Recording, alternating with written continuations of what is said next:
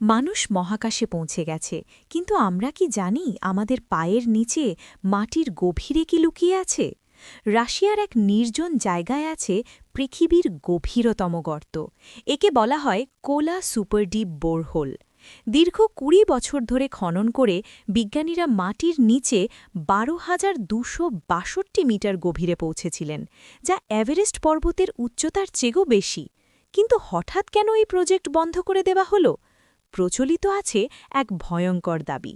১২ kilometre গভীরে পৌঁছনোর পর ড্রিলের শব্দ থামিয়ে যখন মাইক্রোফোন নামানো হয়, তখন সেখান থেকে ভেসে আসে হাজার হাজার মানুষের আর্তচিৎকার। অনেকে একে ডাকেন নরকের দরজা বা গেটওয়ে টু হেল। বিজ্ঞানীরা দাবি করেন অত্যাধিক তাপমাত্রার কারণে কাজ বন্ধ হয়েছে, কিন্তু স্থানীয়দের বিশ্বাস তারা এমন কিছু খুঁড়ে বের করেছিলেন যা পৃথিবীর জন্য নিরাপদ ছিল না। মাটির নিচে কি সত্যিই অন্য কোনো জগৎ আছে? কমেন্টে জানান আর অন্বেষণের সাথেই থাকুন।